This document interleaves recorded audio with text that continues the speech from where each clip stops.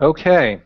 Instead of the usual broadcast that we have with Jack Roth, one of the things that we decided we're going to start doing from time to time is including some discussions, just a conversational format where Jack and I and potentially other guests will come on and just have a conversation about certain events. And instead of having it being an interview format, this will be more of a conversation format. And this week, what we decided to do is bring Jack on, so he's on the other screen. And what's cool, we're switching over to Google Live Hangouts for our future recordings.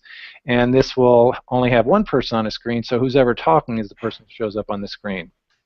So what we're going to focus on this week is a conversation about experiences that Jack has had primarily in Gettysburg, and we're going to talk about the top 5 locations that are kind of must-go-to destinations when you visit Gettysburg as far as pertains to historical significance as well as to paranormal experiences. So everybody knows who Jack is, so welcome aboard, Jack, to our very first conversations. Maybe we'll call it, we have to come up with a name for it. Maybe our listeners can make some suggestions. But Coffee Talk with Jack and John, Conversations with Jack and John. We'll figure it out as we go. But welcome to this week's broadcast of altPOV.radio.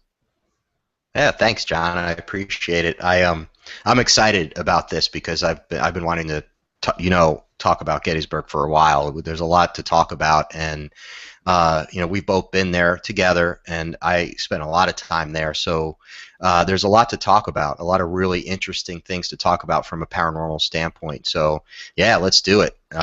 And we're going to try to keep this this format to an hour, because I know that some of our interviews have a tendency to be hour and a half, and when you and I have been on, it's been over 2 hours. So I think it might be good to try to keep this to an hour. So we're going to kind of jump right into it. And it'll be more of a free flow, and I don't know if we need to go from 5 to 1, but what I would really want to focus on is, if you can, go from your top 5 from in descending order from number 5. But where would you say to someone who has never been to Gettysburg where they should go if they want to kind of be in the moment from a historical perspective, but also know that there's a really good chance that there has been, based on your experiences having been there, paranormal opportunities as well? Well, first of all, I would say that you can't not feel an energy there, anywhere there. Once you come into the town of Gettysburg, you're automatically, if you know anything about what happened there, about the history of that place, you can't help but get emotional, and there really is an energy attached to that. Whatever happened in July of 1863 still lingers there. It really does, and it was such an intense 3 days from an emotional standpoint that it's palpable. Well, So I'll give some perspective about that, because maybe not everybody knows the carnage. What happened over the course of the 3 days. What are we looking at as far as the injuries and death toll?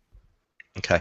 Well, it was at the Battle of Gettysburg is probably the most famous battle of the Civil War that most Americans and people are all around the world who are fascinated in military history know about. It was also the turning point of the Civil War. Up until July 1863, the Confederate Army of Northern Virginia under Robert E. Lee was kind of having its way with the Union Army and the Army of the Potomac. And at some point, what happened at the Battle of Gettysburg is Lee actually took his army and invaded the North. That was the first and only time that ever happened. He actually went into Pennsylvania, and then there were some maneuvers that happened. And the battle actually happened by accident. They didn't mean to fight there, but it just happened, and one thing led to another, and it escalated over a couple of shoes that the soldiers needed, and then it turned into the single bloodiest battle ever fought on American soil. Some people say anywhere between 51,000 and 60,000 casualties in 3 days. And what that includes is wounded, dead, and missing. And when missing, it could be literally some men were pulverized so badly by the cannons and the cannon shot that they used those days that they couldn't even find the body. They couldn't identify a body. So from that standpoint, there was nothing to identify. But there were a lot of people did desert. They ran away, horrifying battles and fighting that went on there. People just, as brave as these guys were, they were human, and they got scared and ran away. So, but they say that the estimates are low on the Confederate side because they always made them lower, but it was horrible, and that was just men, and there were thousands, tens of thousands of horses and livestock that were killed. And you have to remember that Gettysburg was a town of a couple thousand people. And after these 3 days, and what happened in the battle is the Union got the high ground. They got the better of the ground, and they won the battle. And Lee had to retreat back to Virginia. And that really changed the tide of the war. After that, the South, in particular, Robert E. Lee and his Confederate Army, they didn't have the resources they needed to sustain a long war. So that was their last chance. If they would have won the Battle of Gettysburg, they thought that the North would have said, you know what, you can have the Confederate States of America. This is costing us too much. You can secede. We're not going to do. We're going to leave you alone. And they also thought that they would get help from England, from Britain, if they saw that they won a battle in the North, that the British would give them support. So, but it never happened. So again, a lot of reasons why Gettysburg is one of the, from a historical standpoint in U.S. history, is one of the most seminal moments, important moments in American history. I'll put it another way. They say that people always talk about the United States before the Civil War or after the Civil War. And within the Civil War, during the Civil War, they talk about before the Battle of Gettysburg and after the Battle of Gettysburg. So that gives some perspective of how important those 3 days were. Well, I think one of the things that I think would be important to mention as well is I've been there a couple times. Once when I was really young, and another time, and it's a remote area. It's not a densely populated area even now. So it's a situation where the soldiers were either in open fields, farming areas, or they were in dense wood. So, I can imagine, we're talking about the deserters, and the potential for that is that in the woods, you had no idea what was coming. So that was kind of scary. But when you're in the open field, you knew exactly what was coming or what was before you. So it was probably very overwhelming. Very much so. Talking. My dog, of course, right in the middle of our interview is saying, please let me out. So keep talking, and I'll hop right back in. Okay. Well, one of the issues I would say with the Civil War and battles like that in general were that in 1863 they were using Napoleonic tactics, tactics that Napoleon had used a century before in battle, where they'd line people up. You'd line up in these lines of regiments, and you just march forward. But the problem with that is that by 1863 the weaponry was more advanced. So you could lose whole entire regiments marching in an open field like that, because they'd have to march, even if it was an eighth of a mile, a quarter mile, a half a mile. If they had to march in a line and they had muskets, you have to understand that between the cannon, the cannons, and also some of the new carbines and some of the guns that people were using, that they were decimated. That's why there were so many casualties in the Civil War, because the tactics were behind the actual technology of the weapons. So yeah, you're right. And you're talking about if there were 60,000 casualties, there were almost 300 to 350,000 soldiers, men, on that land in those 3 days. So, and war is hell anyway, and no matter what war it is, and no matter what battle it is. But when you're in a situation where medicine also hadn't caught up, right? Medicine, they couldn't deal with that. They could, you got shot in the arm or leg, they would amputate. And they would amputate it using no anesthetic, no anesthesia, dirty hands from one body to the next. The surgeons didn't have time to wash their hands, so the blood and guts of one soldier would go into the guts of another soldier, and the bullets. So many of them died of infection. It was a true horror story, but we don't. It's hard for people to imagine that, but when you go there and you're there and you do know something, I would highly recommend that if anyone goes to Gettysburg, that they do some research beforehand, read a book or two. I would suggest The Killer Angels is a phenomenal book, one of the best books I've ever read, a Pulitzer Prize winner that really goes through the Battle of Gettysburg and describes how, through the eyes of the generals, what happened there. And also, I would watch the movie Gettysburg, which came out a while ago now, but it's a phenomenal, very accurate to minute detail as to what happened there. And then when you go, and John, it's funny, we talk about the story. When I was trying to get you there for a long time, and I remember you're like, okay, yeah, we finally were able to go together, and I remember we got there, and you're not a particularly emotional guy. You kind of play it close to the vest, and that's what makes us a good team, because I'm very emotional. So, but I remember we walked Pickett's Charge, and that was almost a mile walk across that open field. And when you know what happened on the third day of fighting, and how there were probably 6,000 to 7,000 Confederate casualties just on that one attack, and that was the major moment of that battle, and where they were repulsed, and the Union held their line, and Lee had to retreat. He had too many casualties. He didn't even have an army left. So, but I remember we walked the field as if we were Confederate soldiers walking towards the Union line, and you got very emotional. It's hard not to, because you realize what these men went through. And that helped give me a lot of perspective, because the first time I went there, I didn't know anything about. I wasn't a history buff. My brother was a huge history buff, and he was the one who was emotional when we were there, when we were 10, 12 years old. And to me, it was just kind of like, yeah, another hill, more woods, another monument. What the heck? Let's go. But being there with somebody who knew the history, and you were sharing with me every place that we went to, the significance of the battle, or the significance of this point, where what battle happened here, what soldiers were amassed here, what generals were here. So you kind of got this impression of the movement of the battle over the course of those 3 days.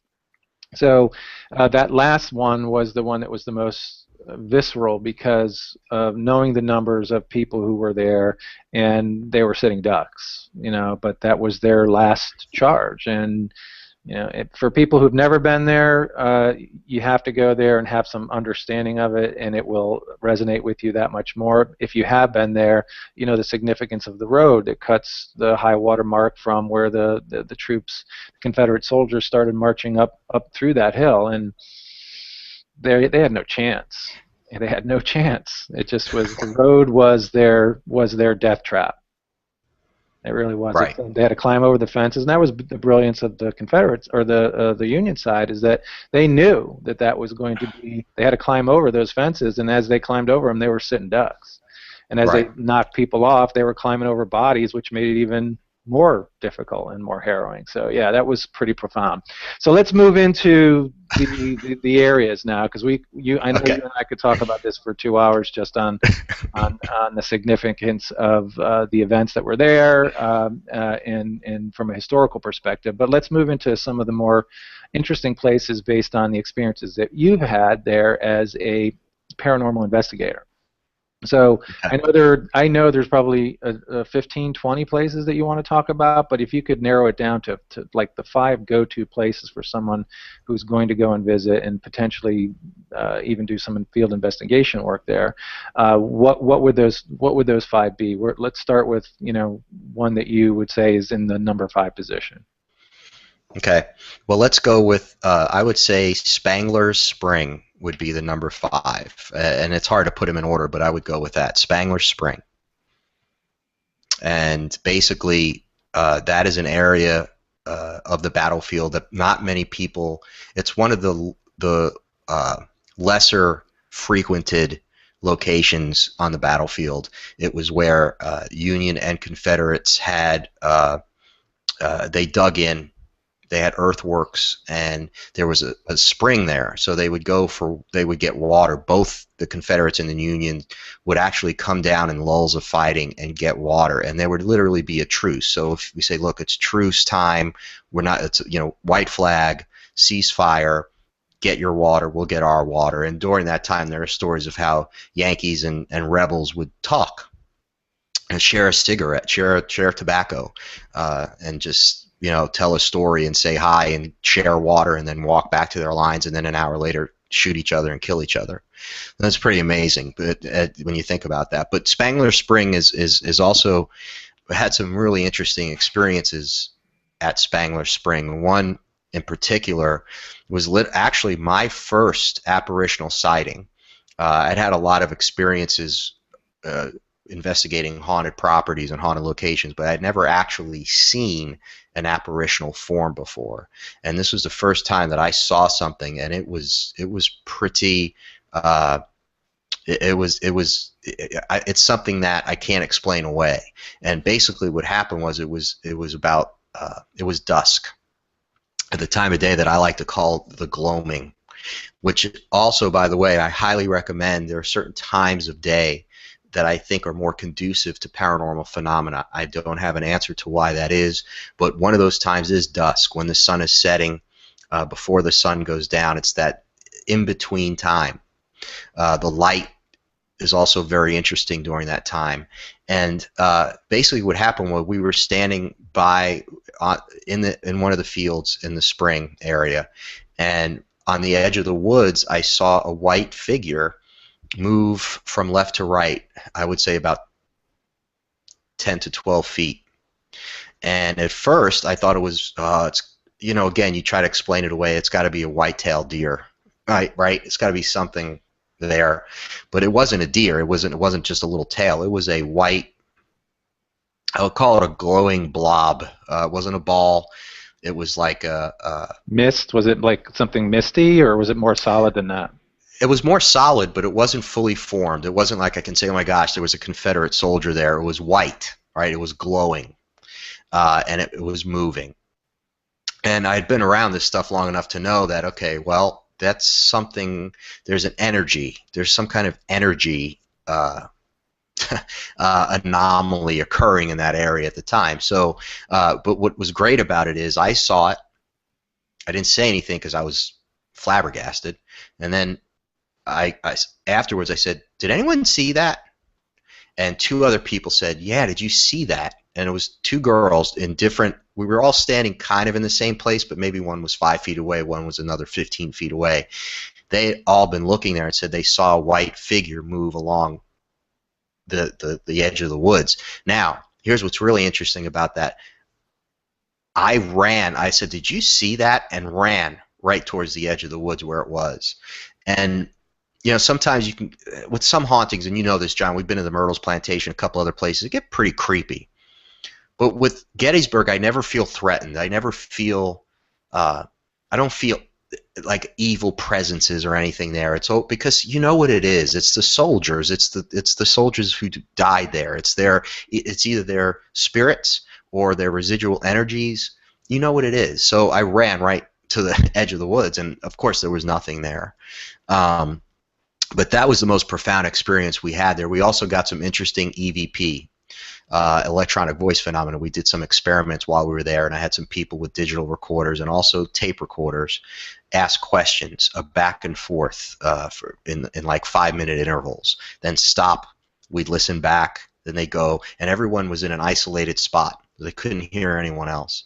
And this one girl asked a question. It's like, and I can't remember exactly what she asked, but it said something like, was it horrible here, or something to that effect? Was it terrible? And you hear a man's voice in the background say, hell yeah. And it's crazy because, yeah, there's a little bit of an accent, so we couldn't really tell, but it seemed like maybe it was Southern.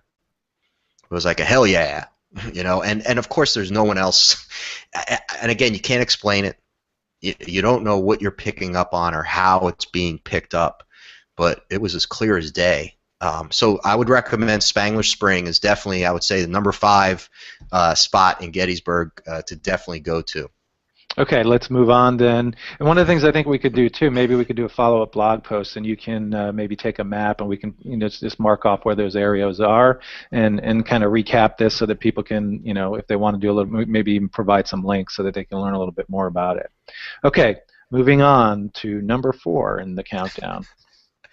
Okay, number 4, I am going to put the Wheatfield as the number 4 spot, and I'm going to put that number 4, and here's why. The Wheatfield, on the second day of fighting, the Wheatfield was a small little area, gosh, a couple of acres of wheat is really what it was at the time, and the wheat was pretty high at the time. It was probably at least waist high, and if not a little higher.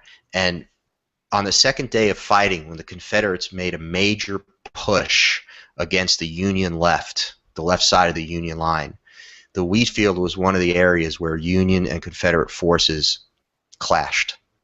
And according to accounts, it was utter chaos and utter carnage. Within an hour to an hour and a half, 3,000 soldiers lay dead in this field. And what would happen is regiments would come up, say Georgia, whatever, Alabama would come up, take the field.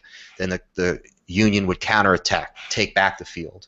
Then they would take back the field. The Confederates, the Union, more and more troops kept coming in, and the bodies kept piling up in the Wheatfield. And men, again, with eyewitness accounts, the soldiers who talked about it afterwards said they were literally 3 to 4 bodies deep, and they were walking on the bodies. So that's a little background on the Wheatfield, and it's really and again, it's pretty much in the center of the battlefield. Everything is very clearly marked at Gettysburg. You go there, the park rangers are awesome. The maps are great, very easy to find. Big sign that says the Wheatfield, and like you said, John, monuments all over the place marking everything. So small, little field, and we had gone there again several times, and what I wanted to do some experiments there to try to. I had people walk the field back and forth with cameras and EVP, just to see. We did like a grid. It was kind of like a grid experiment, just to see what people would pick up. And I also had people. Gettysburg, as you know, is a very, ironically enough, very peaceful place to visit. You go there, and it's an easy place to meditate.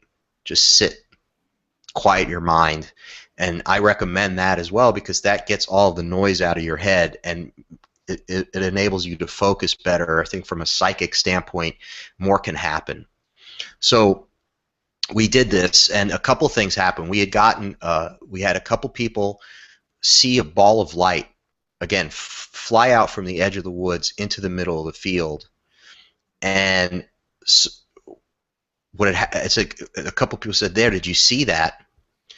We went to the edge of the woods. I took a couple of photographs, and this other lady took a couple of photographs, and there was a daylight orb, which I like to call.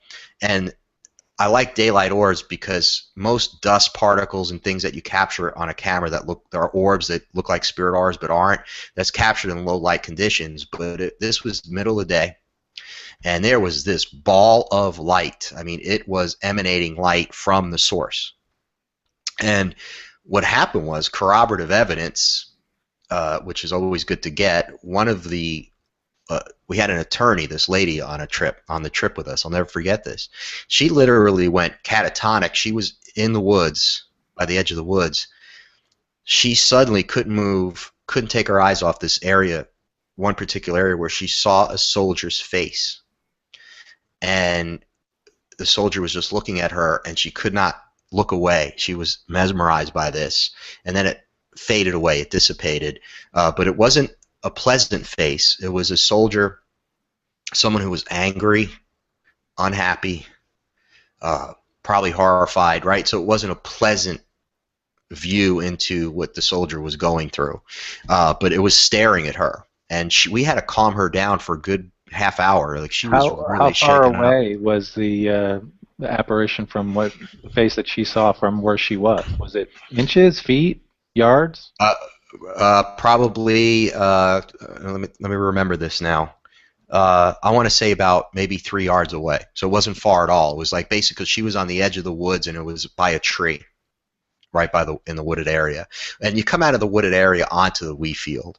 So what happened was a lot of the soldiers, both Confederate and Union soldiers, came into the Wheatfield from different parts everywhere around the Wheatfield. So and it's just one of those places where you know what happened there. There was an enormous amount of suffering and death that took place in a very short period of time there. And again, it's conducive to paranormal activity when stuff like that happens.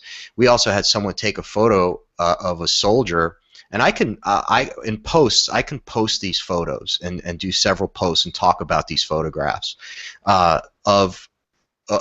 you can see a face, this shadowy image, crouching in the field. And you can very clearly see a face, and it's a shadow image. It's a shadow person. It's some, again, an energy anomaly that was captured on film. And again, when you research the battle, you realize that men were crouching, hiding, ducking, chaos, right? So, and again, we're doing this, at a fairly brisk pace, but again, the Wheatfield is a really cool place and a very interesting place to go. If you're there, you have to go. I would definitely recommend going to the Wheatfield. So is that something that shows up in the movie Gettysburg?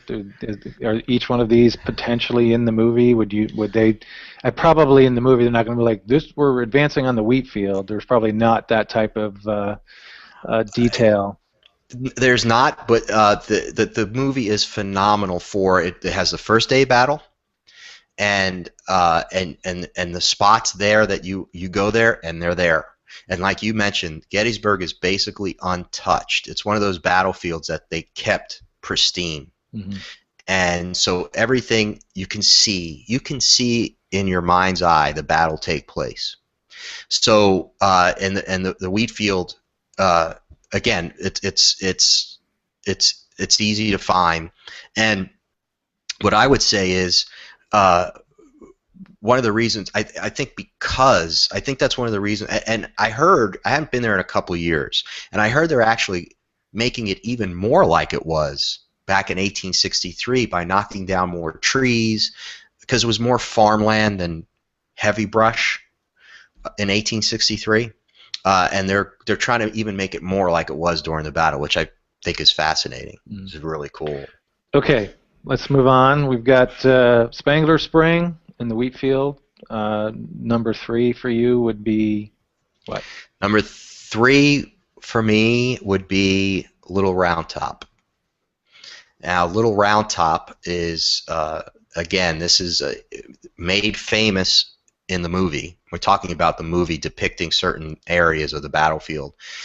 This is where, on the second day of battle, where the Confederates attacked on the Union right because they felt the Union left. They felt the far left of the Union line was the weakest.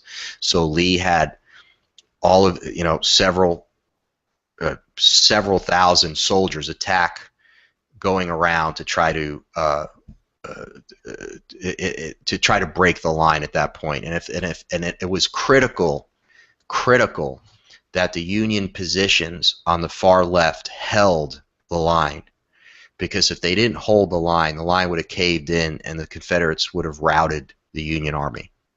Again, critical moments during a critical battle in a critical war, right?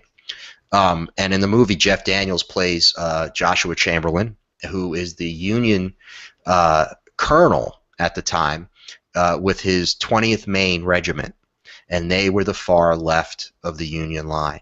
And the 20th Maine had to hold off wave of attack of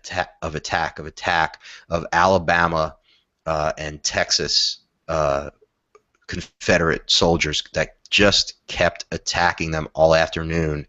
They attacked they were on a lower angle. They had to slope up a hill to attack where they had their earthworks. Now, when you go to Gettysburg, you can see it as clear as day. And I remember we were there when I took you there. You can see the earthworks. They still try to preserve the earthworks. They recreate the earthworks. They make new earthworks because obviously they're not.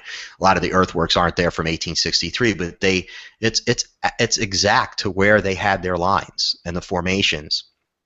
And you can picture wave after wave of these Confederate soldiers coming up the hill.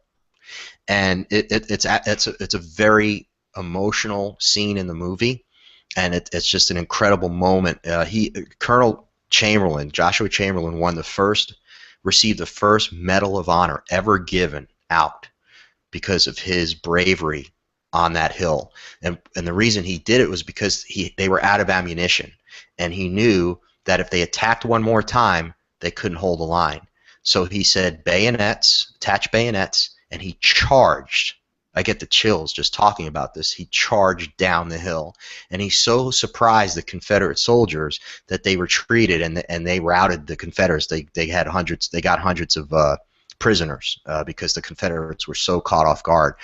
And then reinforcements came up, and they were able to hold the line. And that was one of the issues with that too, if I remember from the film, and even talking with you there, is that they were out of ammunition. They were waiting for reinforcements, and they were like a day late. They were supposed to be there, and they didn't show up. They were had no choice but to do that. Yeah, this is weird how the whole battle happened. I mean, you had half the Union Army wasn't there on the first day. More of the Confederate Army got there on the first day, and it was because of the way the Confederate corps, the Union Corps and the Confederate corps actually marched in that day that affected the first day of the battle, because it was a Union town. It was in Pennsylvania, and they had cavalry. The Union cavalry were in the town, right, and they were protecting it. And when Buford, General Buford was in charge of the Union cavalry, he knew that tens of thousands of Confederate soldiers were coming, and they were the only ones there.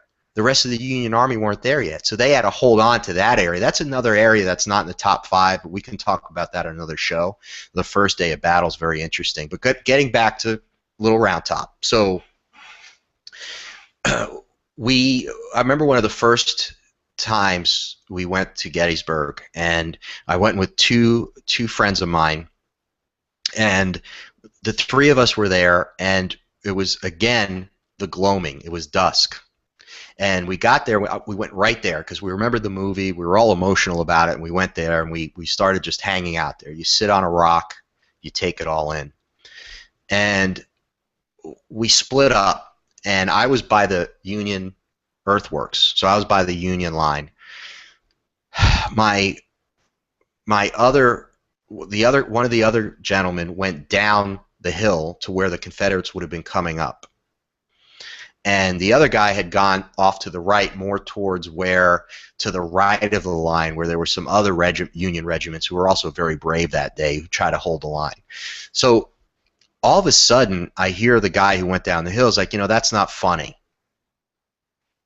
And I go, what's going on? And he's like, did you just do that? And I'm like, what do you mean? I'm up here, right? And the other guy wasn't there at all. We all knew that. We could see it. He said, something just brushed by me. And I heard, he had heard like the ground, right, the twigs and the leaves, like as if someone was running, and then literally brushed by him and brushed by his body, and he felt it. And I said, that's interesting. So we got the other guy, who came back, he said, hey, what's going on? I said, you're not going to believe what happened. As we're standing there, we hear more of it. We actually feel movement. You hear it, and as if there were people running beside you, but obviously we couldn't see anything. Oh, and what happened was, and again, this is a part I forgot, but he actually saw a person in a kepi hat, one of those hats that the Union and Confederate used to wear. Not the general hats, not the wide brim ones, but the normal soldier, the average soldier wore the little kepi. He said, I saw someone like that, and I thought you guys were messing with me, or that I saw someone who had bought one, but there was no one there. And again, it was getting late. There was absolutely no one there but us. And so we hear these sounds, and we're sitting there flabbergasted, like we couldn't move. We didn't want to move because every time we moved, the sounds would come back. So we would move a little bit, and it was almost like whatever energy was there was reacting to our movement. So if it was, people talk about a fragment of consciousness that's left behind with ghosts. If it's a fragment of consciousness that's caught in a loop or caught in that time and can't be released because it's caught there, then wouldn't it react as if maybe perhaps the battle is still occurring? So if there's movement, they're automatically moving as if when they did in the battle, whether they're running down the hill or up the hill or doing whatever they did. This was very clear sounds, but we couldn't see anything. And then again, my one friend actually saw a man in a cap, and he didn't see, he was there and then he wasn't there. He said the figure walked about 3 or 4 feet and then was gone. So I put Little Round Top third because it's like that there. There's a very palpable energy when you go into the area of Little Round Top, and again, because of what happened there, especially on the second day of fighting, it's worth. I think the highly charged emotional residue that's left behind from something like that affects what happens as far as paranormal activity goes. I really do. And I think when we interact with it, it interacts with us. Especially when you're in a meditative or a reflective state as opposed to just passing through. Exactly. Correct. And I think at certain times of day, like during the gloaming or dusk, your mind, they say that your mind works differently different times of day. And during that in-between time of day and night, your mind is changing the way it's the synapses of the mind of the brain are working. So maybe it's during that time where you're more susceptible to paranormal activity if you're in the right place. I don't. That's just a theory. I'm throwing that out there. But we had to talk about all this stuff because you have to try to explain it. Yeah. Okay, Spangler Spring number 5, Wheatfield number 4, Little Round Top number 3. We've got 2 left, and we got about 15 minutes. So, what would be number 2 on your list?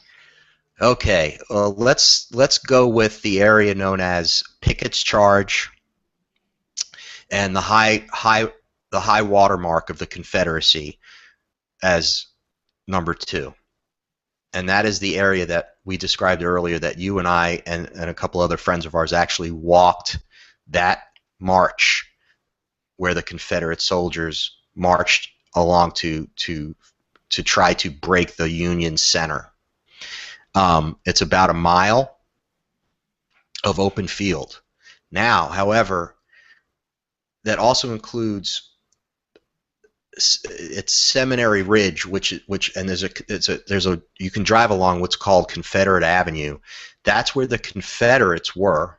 The Confederate line was, and that's where all the Confederate soldiers got ready for the charge. So they all gathered there, all the regiments and all the brigades and all that. Is that the location that has the huge monument that's in that area? I know that's in that same general vicinity, but there's a significant monument, and then you go around a corner, and there's that kind of like the woods where gosh, I can't think right now. The artillery? No, the generals and artillery. Yeah, so that's where their kind of their headquarters were for that charge up the hill. Is that in the same area? Am I remembering that? Well, that's on that side. That's where the Confederates were, and then if you go a mile across the field, then you had the Union line, right. And right behind the Union line, you had the copse of trees, which at the time there were like these trees that just little area bundle of trees, and that's where General Lee said, that's where we break the line. So all these regiments and all from Pickett and all these other generals, 16,000, between 16 and 20,000 soldiers, imagine, coming out of the woods and coming towards you. As a Union soldier, you're standing there behind a stone wall, and they're coming. I think it's important too to mention that if you're going to go there and it's something that you're curious about, you definitely need to look at it from both perspectives. So that's why we did the walk. We did it from the Confederate up to the copse of trees, because that's what they were facing. But it's also, when you get to the top and you look back, you can see everything. So the Union soldiers knew, they knew what was coming, because the They field, knew it was coming. it was everything was coming out of the trees. I mean, you look at a 180-degree view, it was, the fields were there in front of them, and people were just coming out of the trees. So it was a rather wide flank too, coming up that hill. Very wide, and the amount of, you can't even imagine. It's hard to imagine the depth and breadth of this, but when you're there, you can see it. When you're at Gettysburg, it's so wide open and it's so kept the way it was during that time period that if you sit where the Union line is, you can literally imagine, it's hard to imagine, but you can imagine these 16, 17,000, 18,000 Confederate soldiers coming out of the woods and just marching, fife and drum. And of course they can't shoot you. They can't even shoot because they're way too far away. So you know that your artillery is going to blow them to pieces, but you also know that you've lost the last 5 major battles and Lee always kicks your ass. So you're terrified because the Confederate army's like, they're kicking ass and they are taking no prisoners. And the Union armies, their confidence isn't that great. But they knew they had to defend that line at that point in time, otherwise the war was over. So again, highly charged, emotional moment. A lot of things happen in that field. The people have, and we have, a lot of eyewitnesses, witnesses, and people I've interviewed, as well as people I've been with, and myself. You will see at night. You'll see flashes of light, and a lot of people believe that they're musket fire. It's from the flash from musket fire, right? Or like you'll just see it, and it'll just, you won't hear anything. A lot of times people hear guns firing. They'll even hear cannons firing, and they do fire cannons at Gettysburg at certain times of day. They'll do like they have visitors, and they'll do like things for kids, and they'll show how cannons went off. But you know when that happens, and you can hear it very clearly. This is in the middle of the night. You hear cannon fire or you hear gunshots, and you know it's residual energy from the battle. You know it's coming from that. What else would it be? We saw a purple flash of light one time driving along Confederate Avenue in the middle of the field. Just a purple flash of light. Could never explain what it was. Also on the Union side, one of the most amazing stories I've ever heard. Well, during the shooting of the movie Gettysburg, there were some phenomenal stories that came out of that, and one of them was when they were shooting that scene, which took weeks to shoot. They had a ton of extras, right? They had to have thousands of extras shoot there doing it. The Confederate soldiers, the ones that were playing the Confederates coming out of the field, they had a regiment of them come out, and they're moving, and they looked over to their left and saw another regiment moving with them. There was no regiment to their left moving with them. And some of them stopped. Some of them just were startled. And the director was pissed because you have to imagine he's on a bullhorn. Every one of these takes probably cost $20,000, $200,000. It's a huge 80-camera setup. And he's like, hey, what do you guys are extras. You need to get your act together. And they're like, we just saw. And like all these people saw it. And again, I think because of they're in uniform, they're actually literally reenacting this particular battle scene as closely as it could be reenacted, and again, these energies are picking up on that somehow.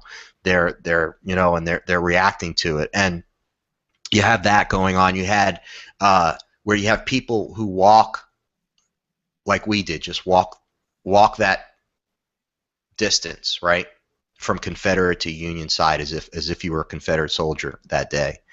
They get pinched, they get stabbed, they get pushed, they get spoken to, they hear voices. Whistling and voices. Yep. Right. Things that the Confederate soldiers were doing. These guys were, they were buddies. They've been in the trenches forever. They're probably, whistling Dixie, or, talking about their girlfriend, or saying, all right, we're going to die. We're going to die. We're going to get those Yankees. We're going to show them. You can only imagine what they were saying on this mile walk. A lot of them probably so terrified they weren't saying anything.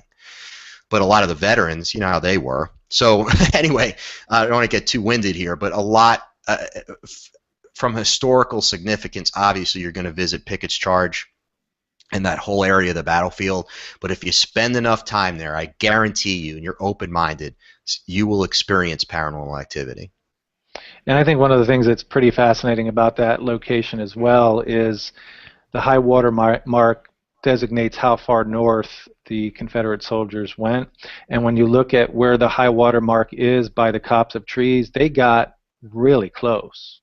I mean, it might have only been 5 or 6 people that made it there, but that's as far as they made it. And to imagine that you're saying 15 to 20,000 people coming up that hill, with the majority of them not making it. The handful that did, they were going to die anyway, but they just kept pushing. Well, that was the problem. They did. There was the Army of Northern Virginia was one hell of an army. Whether I'm from New York, I'm a Yankee, but you give credit where credit's due, right? That was one hell of an army with incredible generals. Obviously, Robert E. Lee was a brilliant strategist and general, one of the greatest generals ever to live in history. And they had a lot of others. And it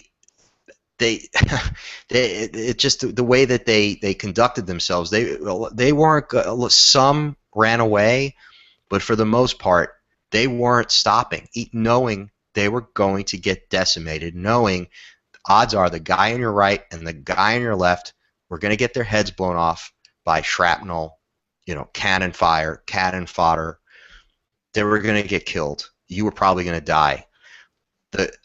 When General Armistead, it's his division that reached it was the high water mark. By the time he got over the wall and got to that place, he was mortally injured. Most of his men who did make it over, they were just captured at that point. They became prisoners. They made it, right? It's like, woo, we got here, but they didn't have enough men to do anything, because the Unions then they took their flanks. They realized what was happening, and they kept bringing in more and more reinforcements to shore up their middle. So they didn't have a chance. That was Lee should never have done it, and I think the only reason he did it, there's a couple people speculate, but is because hubris. He thought that they could not be beaten. He thought that his boys, his Army of Northern Virginia, could not be beaten. And we talked about this, General Longstreet, his confidant and second in command of the entire army, was vehemently against it. He's like, this is a disaster. This is suicide. We will get cremated. Longstreet's like, let's just keep moving. The Yankees have to keep moving with us, and once we get to the ground we want to be on, then we'll do what we did to them at Fredericksburg and Chancellorsville, and we got this. And Lee's like, no, my men will not retreat. And Longstreet's like, it's not retreat, it's just strategy. But I think at that point Lee's like, we're not losing a battle. And that's what happened. Anyway, I'm sorry. I know we're like I No, could that's talk okay. about That's this. okay. It's good stuff, you know. It's just really is. Before we get to the last one, I think one of the things, you've mentioned that you've seen quite a bit. So every one of these locations, you've talked about the experiences that you've had there. I also want people to understand that you've been there numerous times. So it's not like you went there once or twice, and every time you went to a new location, you had a paranormal experience. So there have been times you've gone there where you probably have had little things happen, but other times more significant. I know you've been there. You've got tons of images, a lot of eyewitness testimony, and things that have been shared over the years. And one of the things that you definitely want to talk about too, when we wrap up with after you get to number one, is the book. So we'll get to that in a second. But let's. I just wanted everybody to know that just because you go there doesn't necessarily guarantee you're going to have a paranormal experience. But if you go there with the mindset, with education, awareness, at the times that you've been talking about, with a open mind and a clear perspective, a meditative approach, you may have a much better chance of having an experience versus someone like me when I went the first time, and I was like, oh, gee, great, another monument. So if you go there understanding what Well, happened with the mindset, you're going to have a much better chance of being in an experience scenario. agreed. And well, you have to. The first time you were there, all you were thinking about was beating up your brother because he was annoying you. So Right. again, you weren't in the right frame of mind for that. You go with your family, you're a younger kid, you're like, this is horrible, right? And but I will say this, John, I've never been to Gettysburg and not had an experience. I've never been there and not had at least a couple of experiences while I was there. But That's how you're active not it is. driving through, though. You're not going through and spending a day. You're usually there for minimum 2 to 3 days, right? Yeah, usually 2 nights. So when we would go, we would do a 3-day weekend. We get there Friday, leave Sunday, spend Friday and Saturday night there. We usually have a group of between anywhere between 8 and 16 people, maybe 20 people, and we would be in a bed and breakfast. So that's another. On our next show, we'll talk about some of those places which are very, very, very active. But right, and we, of course we were there with the intention of correctly trying to capture and document paranormal activity. Mm-hmm. So yeah, but I would say that again, if you're there long enough, something will happen to you. Okay, so down to number 5, Spangler Spring. Number 4, the Wheatfield. Number 3, Little Round Top. Number 2, Quickest Charge, and the high water mark at the Copse of Trees. And that leaves us now with number 1. So what? Before you say what it is, what makes it number 1? The amount of stuff that happens there, and the fact that it used to be a very little known place on the battlefield. Now, because of certain shows and books, more people know about it. But I would say within that, it's a field, and it's very small, yet the amount of activity that occurs there is phenomenal. Now I know what it is. I didn't know before we went into this because I felt it would be better to have Jack talk about it, but now I know what it is. Yes, it is the triangular field. And there's a lot of other places, and I could do this in another order if I really wanted to because it's all amazing. But I put the triangular field first because not only have I had multiple experiences there, and the people I've been with have had multiple experiences there, literally from sounds and incredible images of three Union soldiers at the bottom of the field, taken when there was absolutely no one on the field. And these are full form too. These are not, Full form. they're there. I've seen these images, and they're head scratchers. They definitely are. I mean, it's just unbelievable, and taken with any kind of digital cameras, film cameras, video cameras. As you know, the gentleman I co-wrote the book with got some incredible video, probably some of the best ghost video I've ever seen in my life, of a soldier climbing over the fence, a Confederate soldier in uniform kind of jumping, leaping over the rock wall that was at the top of the triangular field. Real quickly, second day of battle, again, the Union left, the Confederates attack on their right, they're going right, they're going to break the Union left line. So as part of that day's battle, you have the Wheatfield, you have Little Round Top, you have Devil's Den, and I want to clump kind of Devil's Den is right above Triangular Field. So if you go to Triangular Field, you're going to pretty much be in Devil's Den. So and that's I don't want to leave Devil's Den out because it's an amazing spot, but it's all the same energy. It's all the same area of battle. Okay, so there's all these things on the second day. There was a lot going on. So again, in order to get the Confederates are coming from, they have to come up through the Triangular Field, the Rose Woods, the Peach Orchard, the Wheatfield, Devil's Den, and then come up through the Valley of Death to get to Little Round Top, which is the ultimate spot where they were going to break the Union left. So all along the way, they're meeting resistance on the second day. Much death and carnage. So there, at one point, the Confederate forces come up into the Triangular Field. They have Union artillery at the top of the field, and they're firing down on them. So there's a lot of casualties. Eventually, the Confederate forces overrun them, go into Devil's Den, overrun Devil's Den, the huge rocks, then go down into Bloody Run, Valley of Death, and then up again into Little Round Top. And just trying to give people perspective. So here's this little field. You have Texans, I think it was Texans, Alabamans, and basically those were mainly what it was John Bell Hood, his Texas boys, Alabama boys from Oates Division, several others. So they come up.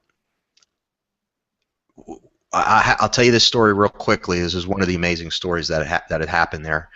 I had left a camera overnight. It was a motion detector camera in the Triangular Field. Me and my friend, it was Scott Flagg. You know Scott. We put it under a rock, so it was really well concealed. It wasn't going to get wet. We had it covered, but we wanted to put a camera there overnight. But what we needed to do is get there real early in the morning to get the camera before other visitors got there and took the camera, right? So it was about 6 a.m. the following morning. We drove up to Triangular Field. When I'm telling you we were the only people on the battlefield, we were the only people on the battlefield, the entire battlefield. There wasn't another soul on this field. It was foggy, and there was like a little bit of a drizzle, not much, but just really crappy weather, but foggy, very, very nasty weather. Scott's in the car. I get the camera, and I start bringing the camera back out. And when I get to the top of the field, all of a sudden I start hearing shouts. I turn around, and I have to say that at this moment things go weird. It's almost as if time stops. They actually call it the Oz factor, but that's the way they describe when someone's having a paranormal experience, how they feel. I start to hear yips, yelps, screams. It was almost sounded Native American to me, where it was just, it sounded like there were men coming towards me yelling and yipping and yapping and making hoots and hollers. Literally. It's getting closer. There's no one there.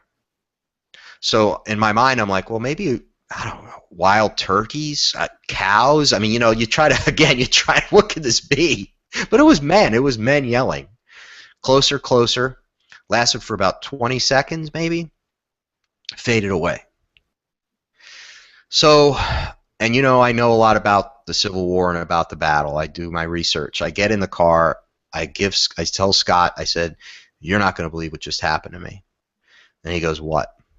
And I said, I think I just heard the rebel yell. And I can't. I've tried to explain this a million ways to Sunday. I can't. I've researched the rebel yell. There's actually video and audio of a 80-year-old, 85-year-old Confederate soldier that at a Gettysburg reunion. I think it was the 1920s or sometime around there, that they redid the rebel yell. And so you hear them making these, and it was very much like a yip, yip, yip, like they just crazy people, right, running at you. The whole point of the rebel yell was to scare the hell out of the enemy. And it was very effective, because the Union soldiers who talked about the rebel yell would say it was unnerving. And I heard bits and pieces of it, but I can only imagine 5,000 raging lunatic Southerners coming up a hill trying to kill you, screaming these things, right? So I can't explain it, and I'm not sure what happened, but I ruled out every possibility, and I really think I heard the rebel yell. I really do. I really think that I heard a residual haunting, a residual of the sounds from that day, because indeed the Texas regiments that came up that hill that day used the rebel yell. I did this research to find out about it. So it's things like that, photographs. We're in the middle of the field at one investigation, and 3 of us break down and start crying for no reason. A strong wave of emotion overcomes you. Sadness, isolation, sadness, sorrow, just a wasteful, like, why, right? But where is that coming from out of nowhere? And you have to wonder, are there energies around? Are you picking up on what these men were feeling? And there's no way in a million years, unless you're in a battle, and in a battle like that, that you can know what these men went through. Hand-to-hand fighting, crude, very crude kind of fighting, nasty weapons that really harm you and do serious damage to you, and not much you could do about it once you were hurt. Right? I mean, it was like you were really going to. One of the things that I'm interrupting to, because your mic's. No, go ahead. Sorry. Yep. Is that one of the things that they would use too is anything and everything they'd put in a cannon. So it was like shrapnel. It wasn't they would put whatever was around them in the cannon, and they were being, the soldiers were being hit by nails and crushed rocks and anything and everything that was in the location that they could fire off. Can imagine, there's, knowing that you're being shot at, but all of a sudden things flying through the air are in, pieces and, coming at you at a very rapid pace and, tearing people to shreds. So it was not modern warfare, which, not that it's desirable in any way, shape, or form, but it's very targeted. And usually the intended party is, taken care of very quickly. But you had, like you said earlier, a lot of people who were dying from, I don't want to say it was as simple as being cut by a nail, but you had people who were, getting infection, and sepsis would set in a matter of days from something that could be, relatively minor and treatable today in a field location, but they were dying from infection. It was pretty horrific when you think about it. So you've covered your top 5, and like you said, you could probably, if we did this again tomorrow, it might be in a different order as you thought through it a little bit more and more.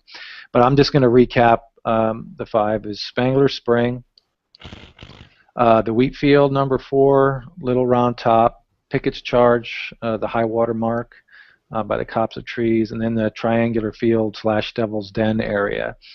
And I know, having been there on 2 different times, one as a disinterested tourist, and then another time as someone who was fully engaged because of the preparation that I did going into it through conversations with you, and recommended books to read and watching movies before I went to have a frame of reference around it. My experience was completely different.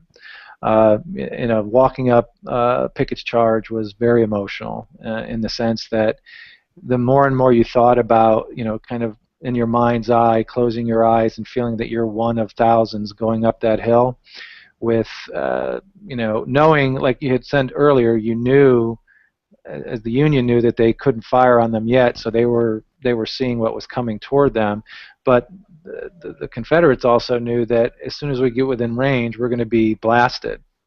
So how far could they potentially get, knowing that they were into that environment that was going to be, chances were really good they weren't going to get very far, and if they did make it, like you said, they would get captured. So the last thing I definitely wanted you to talk about is your book, because it's coming out within the next few weeks, and sometime end of October, correct? Correct. It is. It's Ghost Soldiers of Gettysburg, and it's the compilation of, again, on my part, about 7 or 8 years of research of going to Gettysburg and doing investigations there, and doing experiments and taking other people up there.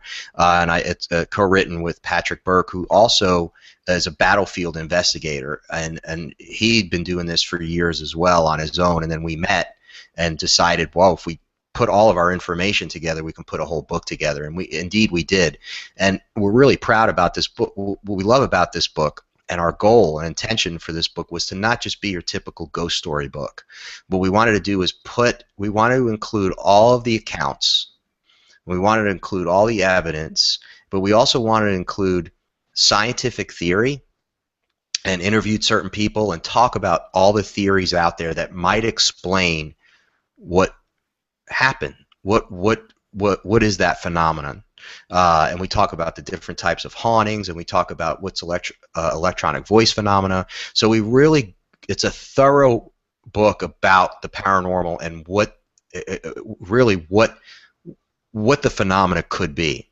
And then it's all at the backdrop, obviously, is Gettysburg, which is the perfect outdoor laboratory for this. And we're really proud of it. And yeah, no, I have it. We actually got 2 copies. It's Llewellyn Worldwide published it, so we actually got I was sent 2 copies. I'm really excited about it because they did a great job with the cover and the back cover, and it's really, really solid, nice book, and we're really excited about it. And I read the first publishing of it. This is the second publishing, but the first publisher distribution of it, a wide distribution of it. And I was impressed because Jack is fanatical when it comes to the history of Gettysburg, as well as his passion for the unknown, and as it pertained to the paranormal, and trying to bring the two together is something that, unless you're a passionate fan of both, you might not have the same experience. But I remember when I read the book, what I found most compelling about it was that it brought the historical perspective and the paranormal field research perspective together in a very clear way that allows anybody who has no interest or even background in either to have a certain comprehension by the time they're done reading the book, because it's written from the history is there.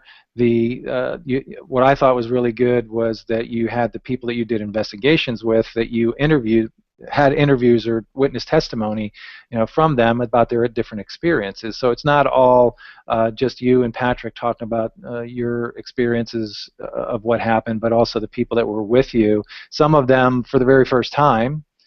Doing field research and field investigation, paranormal investigations, having experiences that scare the hell out of them. Not because it's scary, but because they'd never experienced anything like it before. They weren't in life-threatening situations.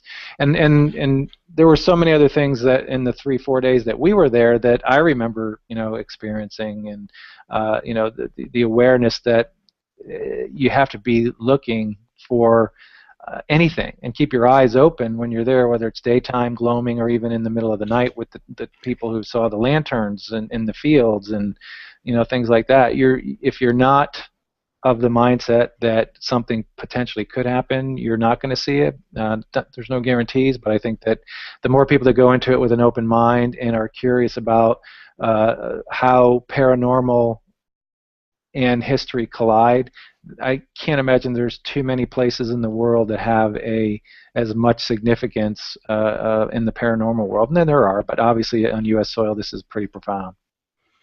Yeah, absolutely. Especially, you're right. Our history is it's a fascinating history, but obviously not as long as European history. Sure, if you go to Scotland and England, you're going to have a lot of battles to So, but yeah, no. So, and I will say this, John, real quickly. I think the one thing people will take away from this book, they'll learn a lot, but whether you're more skeptical, less skeptical, whatever your thing is, our hope is that you want to go to two things. One, that you want to go to Gettysburg. And I can say with confidence that if someone reads this book, they're going to want to go to Gettysburg. And they should. They should go to Gettysburg, especially as an American. It's such a huge part of our history. And number two, really, well, number one really was to honor the men, honor the soldiers who died and who lost limbs and who had suffered the rest of their lives if they didn't die because of whatever psychological post-traumatic stress. And these men were brave men and courageous men, and they gave their lives and they gave their parts of their bodies and everything else for a cause that they really believed in, and no one should ever have to go through that. And these men went through that, and of course every war is like that, but we wanted to honor especially those men who fought in this battle and died in this battle. I think you did a good job. I haven't seen the revised version or the updated version. I know there was some tweaking done to it, but what I read the first time around is very, I think, impressive, and I think accomplishes that goal. Well, I know that we had said that we were going to keep it to an hour, but I don't think that's possible with you and I, so I think we wound up at clocking in around an hour and 20 minutes. But we're, as we mentioned in the beginning, that this was our first time using Google Hangouts, so we hope that everything works out fine. The sound syncs, even though as I'm watching it, it's off a little bit, but I think that's just a processing thing. Fingers crossed. But we'll definitely look forward to doing more of these, and I think in the future, with the ability of Google Hangouts being something that you can do live, where we will definitely explore the opportunity to have live presentations and discussions where other people can be involved and ask questions as we're going through the process. So we're looking forward to what we're going to be able to do with this technology. And Jack, I know that we could spend hours and hours. We can dedicate an entire website. We can dedicate an entire podcast to this. I know that you impress me every single time I talk to you about the history of Gettysburg because you know it so well. And hopefully people in a very short amount of time got the impression that you're very knowledgeable in this area, both from a paranormal and historical perspective.